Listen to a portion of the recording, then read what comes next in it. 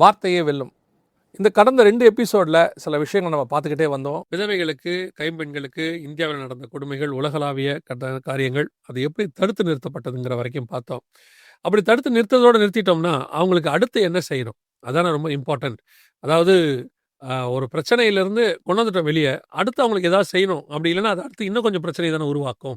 ஒரு திருடர் வந்து திருந்திட்டார் அப்படின்னா திருப்பி அவர் அப்படியே விடக்கூடாது. அவருக்கு ஏதாவது ஒரு வேலை வாங்கி கொடுத்தா தான் அவர் அடுத்த திருட்டுக்கு போகாமல் இருப்பார்ல. அந்த மாதிரி இந்த விதவைகளுக்கு என்ன செய்யப்பட்டது கைம்பெண்களுக்கு அப்படிங்கிறத பற்றி சட்ட ரீதியாகவும் பிப்ளிக்கலாகவும் நம்ம பார்க்க போகிறோம். பிரைஸ் லார்ட்மா. Praise lord uncle. ரொம்ப சந்தோஷம். நீங்கள் அந்த போன எபிசோடில், அதுக்கு முந்தினதுக்கோட போன எபிசோடில் நிறைய இன்ஃபர்மேஷன்ஸ் நல்லா இருந்துச்சு. ரொம்ப சந்தோஷம். போன இதில் நம்ம இந்த கைம்பெண்களுக்கு ஏற்பட்டதான கொடுமைகள் எப்படி மிஷனரிகளால் தடுத்து நிறுத்தப்பட்டது, எப்படி சட்டம் கொண்டு வரப்பட்டதெல்லாம் பார்த்தோம். இப்போ இவர்களுக்கு, இப்படிப்பட்டவர்களுக்கு என்ன காரியங்கள் செய்யறாங்க, அதுக்கு அடுத்து சட்ட ரீதியா என்ன கொண்டு வரப்பட்டது? மறுவாழ்வு, விதவைகள் அதாவது மறுவாழ்வு. ரீமேரேஜ். ஓகே. ஸோ இதுக்கு வந்து ஒரு ஆக்ட் இருக்கு, ஹிந்து விடோஸ் ரீமேரேஜ் ஆக்ட் அப்படின்னு ஒரு ஆக்ட் 1856ல கொண்டு வராங்க. அப்பல இருந்து தான் வந்து அது ரீமேரேஜ்க்கு ஒரு ஆக்ட் கொண்டு வர வேண்டியதா இருக்கு, பிகாஸ் ஆஃப் சதி okay. And many illegal practices in India. So அதுல இருந்து ரீமேரேஜ் பண்றது வந்து ஒரு லாஃபுல்லா இருக்கு.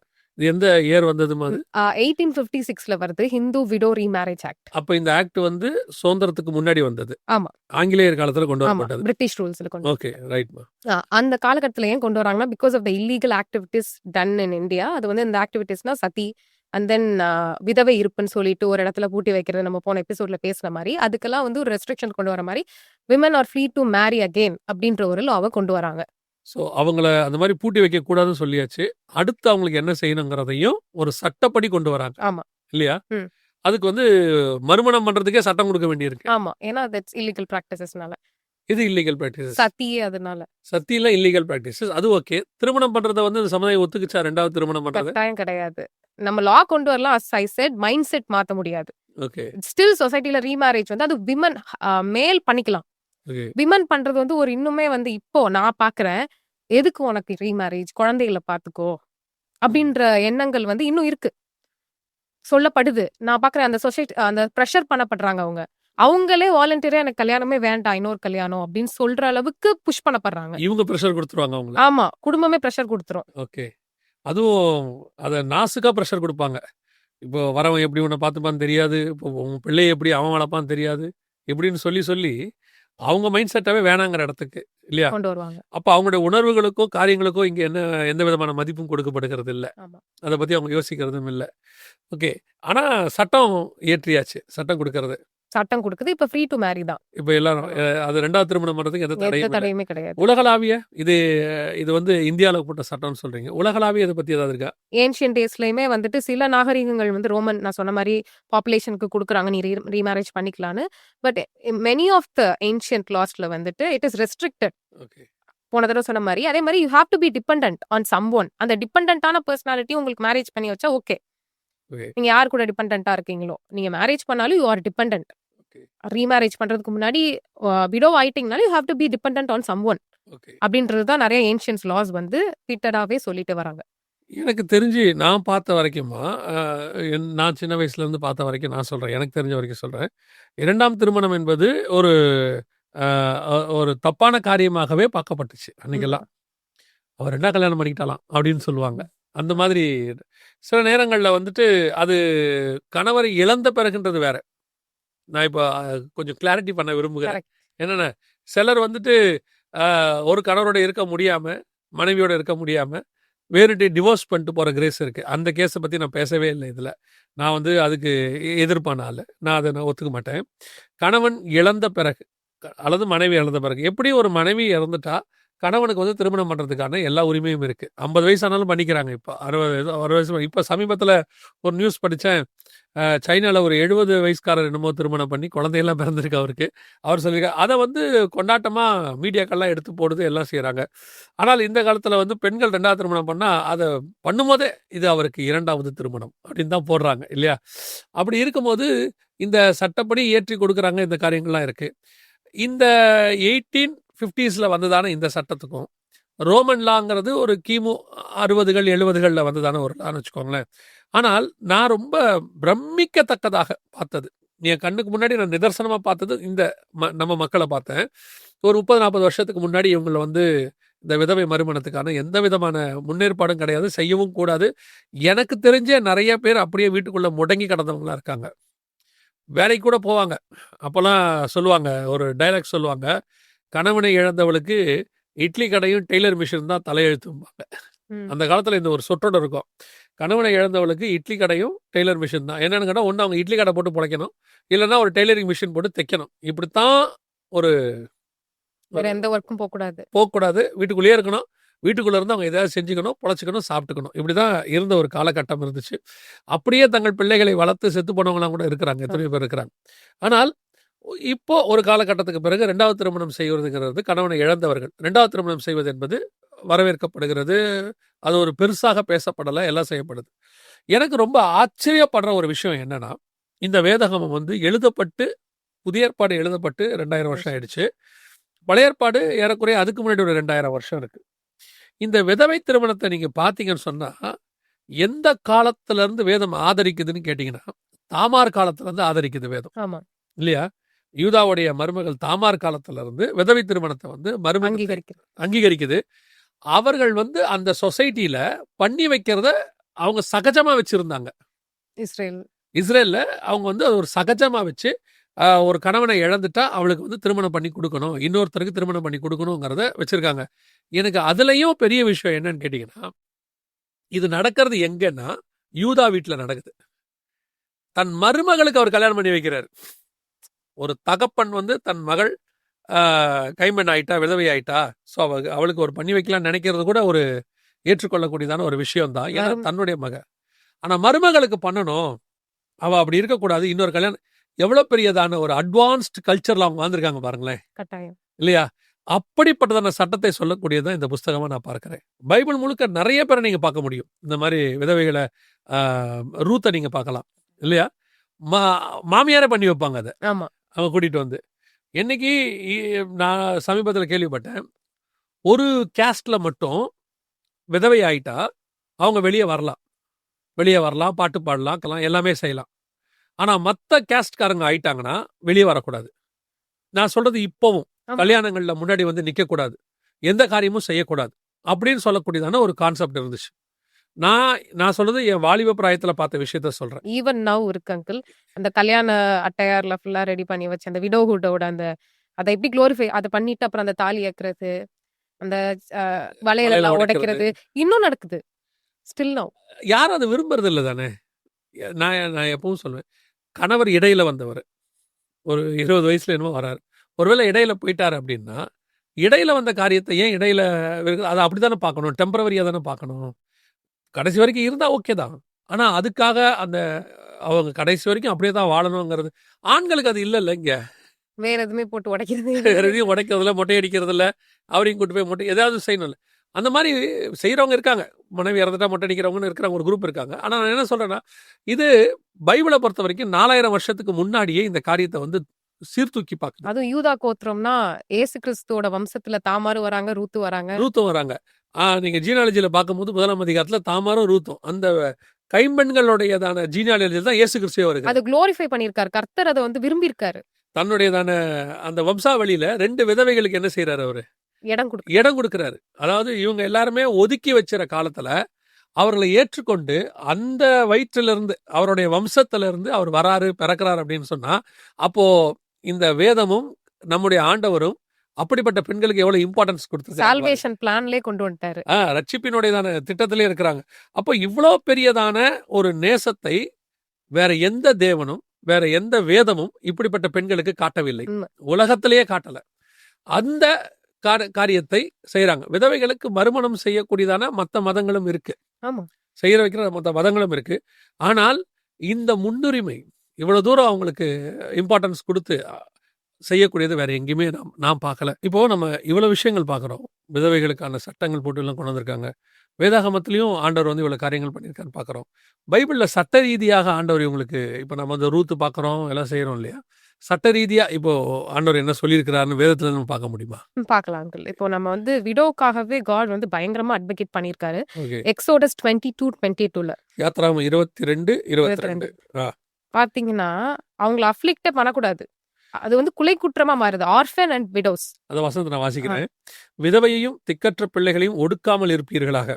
அவர்களை எவ்வளவாகிலும் ஒடுக்கும்போது அவர்கள் என்னை நோக்கி முறையிட்டால் அவர்கள் முறையிடுதலை நான் நிச்சயம் கேட்டு கோபம் உண்டவராகி உங்களை பட்டயத்தால் கொலை செய்வேன். உங்கள் மனைவிகள் விதவைகளும் உங்கள் பிள்ளைகள் திக்கற்ற பிள்ளைகளும் ஆமார்கள். ஆண்டவர் என்ன சொல்றாருன்னா, விதவைகளை ஒடுக்கவே கூடாதுங்கிறாரு. இல்ல, இது வந்து மோசேக்கு யாத்திராகமத்துல கர்த்தர் இஸ்ரவேலருக்கும் நியாயப்பிரமாணத்துல எழுதி கொடுத்தது இல்லையா? அப்படி இருக்கும்போது இதுக்கு அப்புறம் தான் இவங்க எல்லாம் இவ்வளவு கொடுமைப்படுத்திருக்கிறாங்க ஆமா. எல்லா நாடுகள்லையும் விதவைகளை. அப்ப இவங்களுக்கு இந்த வசனத்தின்படி பார்த்தோம்னா இவங்களுக்கும் அதே தண்டனை உண்டு தானே? ஆமா. எல்லாம் எவ்வளவு அழகா எழுதுறாரு பாருங்களேன். ஒடுக்காமல் இருப்பீர்களாக. இங்கிலீஷ்ல என்ன இருக்காது? அஃப்ளிக்ட் பண்ணக்கூடாது. You shall not afflict any widows or orphan. ஏன்னா ஒரு கருசனையோட அணுகிற ஒரு முறை இல்லை அது. நீங்க அப்படி ஏதாவது பண்ணீங்கன்னா நான் உங்களை அதே மாதிரி ஆக்கி விட்டுருவேன் அப்படிங்கிறாரு. இப்போ இது நியாயப்பிரமாணம். நியாயப்பிரமாணத்தில் அப்படி சொல்லப்பட்டிருக்கு. ஓகே, எனக்கு இதுவே இன்னும் எனக்கு பிரமிப்பாக தான் இருக்குது. ஏன்னா இந்த வசனங்கள்லாம் பார்க்கும்போது ஒரு வனாந்தரத்தில் அவங்க சுற்றிக்கிட்டு இருக்கிறாங்க.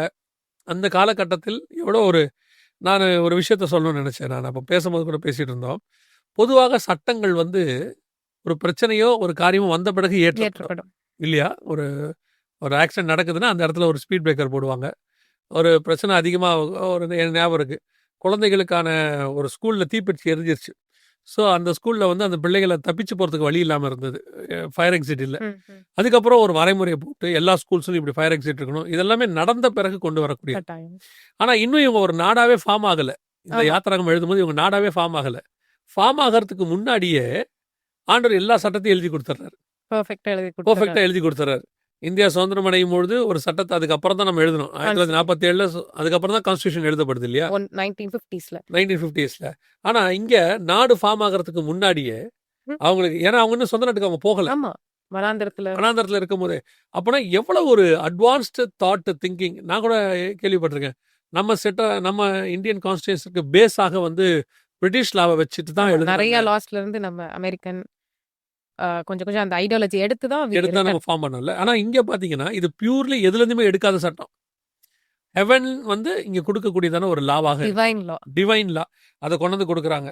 ஸோ இப்போ பழைய ஏற்பாட்டில் இப்படிப்பட்டதான ஒரு காரியத்தை நம்ம பார்க்க முடியுது. புதிய ஏற்பாட்டிலமா ஏன்னா இப்போ ஒரு குரூப் என்ன சொல்லிட்டு இருக்குன்னா அது நியாயப்பிரமாணங்க, நியாயப்பிரமாணத்துல தான் அப்படி இருக்கு. புதிய ஏற்பாட்டில் கல்யாணமே பண்ணக்கூடாது இருக்காங்க, ஒரு குரூப் இருக்காங்க. கல்யாணமே பண்ணக்கூடாதுன்னு ஒரு குரூப் இருக்கு.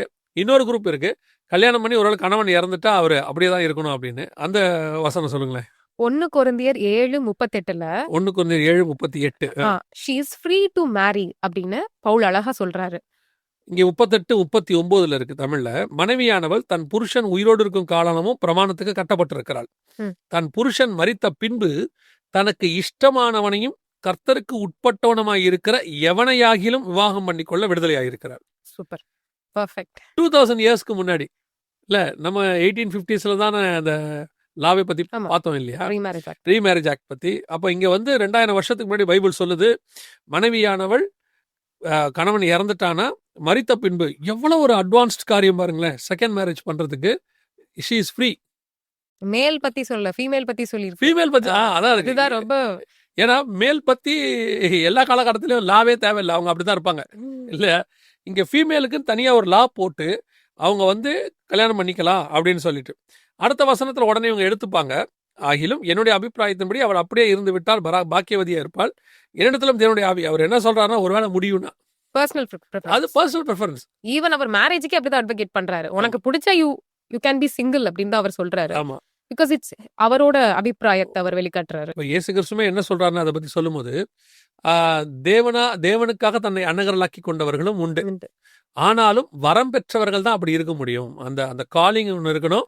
அப்படி இருக்கிறதுக்கு அவங்க ஒப்பு கொடுக்கணும். இன்னைக்கு நிறைய பேர் நான் பார்த்துருக்கிறேன், டினாமினேஷன் சொல்லுதுன்னு சொல்லிட்டு கஷ்டப்பட்டுக்கிட்டு உள்ளுக்குள்ள அவர் தெளிவா எழுதுறாரு, வேவுவதை பார்க்கலாம் விவாகம் பண்ணுவது நலம்னு எழுதுறாரு. ஆனா டினாமினேஷன் சொல்லுதுன்னு சொல்லிட்டு கஷ்டப்பட்டுக்கிட்டு ஒரு காலகட்டத்தில் உடச்சிக்கிட்டு வெளியே வருவாங்க, வந்து கல்யாணம்லாம் பண்ணுவாங்க. அதுக்கு ஃபீல் ஃப்ரீ. எனக்கு அது நம்ம ஆண்டவர்கிட்ட பிடிச்ச ஒரு விஷயத்துல ஒன்று என்ன அப்படின்னா, நாம நாங்கள் இந்த ஸ்பிரிச்சுவல் சயின்ஸ் ஒரு ப்ரோக்ராம்ல பேசுகிறோம், சுயாட்சி பற்றி. நம்ம அப்சல்யூட் அந்த வேர்டு வந்து ரொம்ப அழகா இருக்கு. முழு சுயாதீனத்தை கத்த நம்ம கொடுத்து வச்சிருக்கிறார், ஃப்ரீ வில் இல்லையா. அவர் சொல்லும் போது ரூபன் பதர் அழகா ஒரு வார்த்தை சொல்வார், நம்ம உயிரை நம்மளே எடுக்கிற அளவுக்கு கூட அதுங்க அதிகாரம் இருக்காம். அந்த எபிசோட் வாஸ் ரியலி ரொம்ப இன்ட்ரெஸ்டிங்கா இருந்தது கேட்கறதுக்கு. ஸோ அப்படி அவ்வளோ ஒரு தேவன் வந்து நமக்கு அதிகாரம் கொடுக்கும்போது, ஒரு சின்ன விஷயம் இது. மனிதன் தனிமையாக இருப்பது நல்லதல்லன்னு சொன்ன ஆண்டவர், ஆண் வந்து தனிமையாக இருப்பது நல்லதல்ல, பெண் தனிமையாக தான் இருக்கணும்னு ஒரு இடத்துலையும் சொல்லவே இல்லை. சொல்லவே இல்லை. ஸோ இந்த இடத்துல விடுதலையாக்கப்பட்டிருக்கிறாள்னு இருக்கு. அவர் விடுதலையாக இருக்கிறாள். அப்படி இருக்கும் பொழுது இவங்க எல்லாரும் ஒரு ஒரு ஒரு கூட்டத்தை கல்யாணம் பண்ணக்கூடாது, கணவன் செத்துட்டா அப்படின்னு சொல்லி ஒரு குரூப் இருக்கு. கல்யாணம் அவ அப்படியே தான் இருக்கணும்னு. இன்னொரு குரூப்பு கல்யாணம் பண்ணாலும் அதுக்கெல்லாம் ஒரு ரெஸ்ட்ரிக்ஷன் இருக்கு. இப்படி இப்படி தான் பண்ணணும், எந்நேரம் தான் பண்ணணும், நாங்கள் சொல்கிற ஆளை தான் பண்ணணும், பண்ணி எங்கள் கூட தான் இருக்கணும் அப்படின்னு சொல்கிற குரூப்பும் இருக்கு. இதையெல்லாம் தாண்டி 2000 வருஷத்துக்கு முன்னாடி ஆண்டவர் நமக்கு ரொம்ப தெளிவாக விளக்கமாக எதை சில நேரத்தில் ஆண்டவர் ஓமையாக பேசுவார். இதை ஓமையாக கூட பேசல, பிளெயினா பேசிட்டாரு. பிளெயினாக டைரெக்டாக ஒரு இடத்துல யோவான் சொல்வார், இப்பொழுது நீர் எங்களுக்கு வெளியரங்கமாய் பேசுகிறீர் அப்படின்னு. இந்த வசனத்தில் ஆண்டவர் ரொம்ப வெளியரங்கமாக பேசியிருக்கிறாரு. ரொம்ப சந்தோஷம். இந்த வாரம் நாம் பார்த்த இந்த ரீமேரேஜ், மறுமணம், ரொம்ப சட்டப்படி பழைய ஏற்பாட்டிலையும் சரி புதிய ஏற்பாட்டிலையும் சரி ஆண்டவர் ரொம்ப அழகாக பேசியிருக்கிறாரு. சில வேதங்கள் கொடுக்காததை, மனிதர்கள் கொடுக்காததை, ஏன் சில அரசாங்கங்கள் கொடுக்காததை கூட 2000 வருஷத்துக்கு முன்னாடி 4000 வருஷத்துக்கு முன்னாடி கர்த்தர் சொல்வதற்கு வல்லமை உள்ளவராக இருந்திருக்கிறார். இந்த எபிசோட் வழியாக நான் உங்களுக்கு சொல்ல விரும்புகிறது என்ன அப்படின்னு கேட்டிங்கன்னா, நம்முடைய ஆண்டவர் நமக்காகவே எல்லாத்தையும் எழுதியிருக்கிறார். இந்த சட்டம் கூட யாருக்காகன்னு கேட்டிங்கன்னா, அவர் இஷ்டப்படி எழுதி நம்ம அதை ஃபாலோ பண்ணணும் கட்டாயப்படுத்துறதுக்காக இல்லை, நம்ம பாவம் செய்யாமல் சந்தோஷமாக வாழ்றதுக்காக. அதில் ஒரு சட்டம் தான் பார்க்குறோம், மீண்டும் மறுமணம் செய்து கொள்வது. 2வது திருமணத்திற்கு ஆண்டவர் அனுமதி கொடுத்துருக்கிறார், விதவை மறுமணம் அப்படின்றது. இன்றைக்கும் நிறைய பேர் அநேகர் இந்த மாதிரி பிரச்சனைகள் இருக்கிறீங்கன்னு எனக்கு தெரியுது. ஆனால் இதுலேயும் ஒரு வார்த்தையை அழகாக பவுல் சேர்த்து எழுதுறாரு. என்ன எழுதுறாருன்னா, இஷ்டமானவனை திருமணம் பண்ணிக்கலாம், ஆனால் அதுக்கு ஒரு கமா போடுறாரு. என்ன அப்படின்னு கேட்டிங்கன்னா, அவன் கர்த்தருக்கு உட்பட்டவனாக இருக்கிற எவனை ஆகிலும். பிள்ளைகள் வந்து பெற்றோருக்கு பயப்படும் போது கூட ஆண்டவர் அழகாக சொல்வார் அந்த இடத்துல, பிள்ளைகளே உங்கள் பெற்றோருக்கு கர்த்தருக்குள் கீழ்ப்படியுங்கள். Spirituality is very important. திருமணம் பண்ணணுங்கிறது உங்களை யாரும் இங்கே தடுக்கலை, பண்ணாமல் இருந்தால் நலமாக இருக்குங்கிறது அது உங்களுடைய தனிப்பட்ட கருத்து. நீங்கள் இல்லை நான் இப்படியே இருக்கிறேன். ஏன்னா நிறைய பேர் இருக்கிறாங்க, முதல் கணவன்கிட்ட ரொம்ப கொடுமையை அனுபவிச்சு கஷ்டத்தை அனுபவிச்சு, ஐயோ இனிமேட்டு கல்யாணமே வேணாண்டா, ஆண் வர்க்கமே எனக்கு வேணான்னு சொல்லி இருக்கிறவங்க இருக்காங்க. அது அவங்களுடைய நிலைப்பாடு, நம்ம இங்கே சொல்லலை. ஆனால் திருமணம் பண்ணணும் அப்படின்னு உங்களுக்கு இருந்தால், நல்ல கர்த்தருக்கு உட்பட்ட விசுவாச வளர்ந்த நல்ல ஆவிக்குள்ளே இருக்கக்கூடிய ஒரு நல்ல திருமணம் 2வது திருமணம் பண்ணுறதை இங்கே வேதம் நமக்கு எதிர்ப்பே இல்லை. யாரும் உங்களை முடக்கி வைக்க முடியாது. சிலர்லாம் பைபிளை காட்டி உங்களை பயமுறுத்துவாங்க.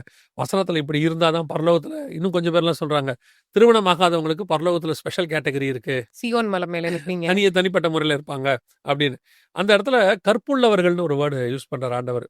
ஸ்திரீகளை கரைப்படாதவர்களும் அப்படின்னு இருக்கு, கற்புள்ளவர்களும் இருக்கு சியோன் மலையில். இந்த கற்புங்கிறத அவங்க எப்படி ஃபேஸ் பண்ணுறாங்கன்னா, கல்யாணம் ஆகாதவங்கள ஜென்ரல் டேர்மில், அதாவது அப்போ கல்யாணம் ஆனவங்களுக்குலாம் கற்பு போயிடுச்சுன்னு அர்த்தமா?